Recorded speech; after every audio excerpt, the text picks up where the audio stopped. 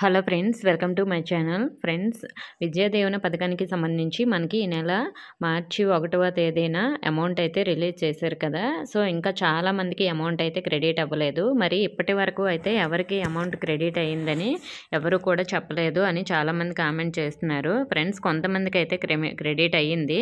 అలాగే ఈ వీడియోలో ఎవరికి ఎంత అమౌంట్ పడుతుంది, ఎస్సీ వాళ్ళకి ఎంత పడుతుంది, ఎవరికైనా ఇప్పటివరకు అమౌంట్ పడిందని మనకు చెప్పారా అనే దాని గురించి అయితే వీడియోలో ఎక్స్ప్లెయిన్ చేస్తాను. వీడియో యూజ్ ఉంది అనుకున్న వాళ్ళే చివరి వరకు చూడండి, మిగతా వారు ఇప్పుడే స్కిప్ చేసేయండి.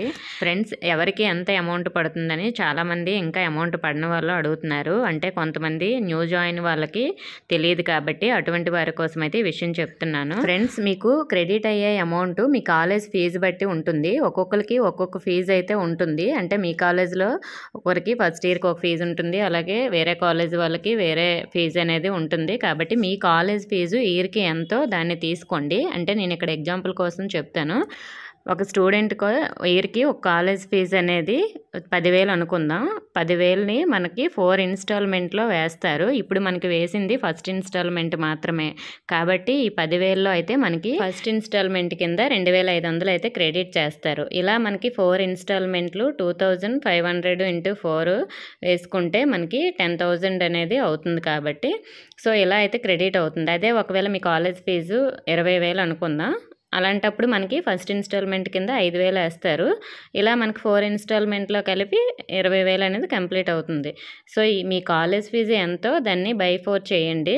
బై 4 చేయగా వచ్చిన అమౌంటే ఈ ఒక ఇన్స్టాల్మెంట్లో అయితే క్రెడిట్ అవుతుంది.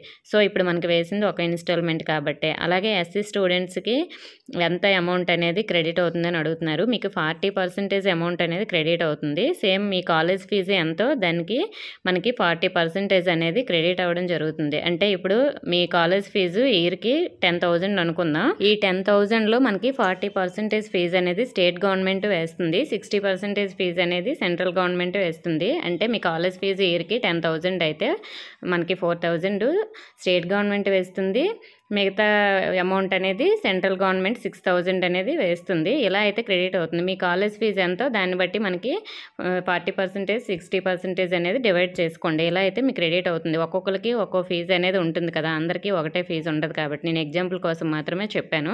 అలాగే వీడియోలో కూడా మీకు చూపిస్తున్నాను చూడండి. చాలామంది అమౌంట్ క్రెడిట్ అయిందని మనకి కామెంట్ కూడా చేశారు. వెస్ట్ గోదావరి, అలాగే కృష్ణా డిస్ట్రిక్ట్, అలాగే బీసీబీ క్యాస్ట్ వాళ్ళు ఇలా అమౌంట్ క్రెడిట్ అయిందని చాలామంది అయితే కామెంట్ చేశారు. సో చాలా వరకు అమౌంట్ అయితే క్రెడిట్ అయింది. సో కానీ మనకి పేమెంట్ స్టేటస్ అనేది జ్ఞానభూమిలో అప్డేట్ అవ్వలేదు వీళ్ళకి, అందుకే మీకు ప్రూఫ్ అనేది చూపించట్లేదు. అలాగే ఇంకా చాలా మందికి అమౌంట్ అయితే క్రెడిట్ అవ్వలేదు.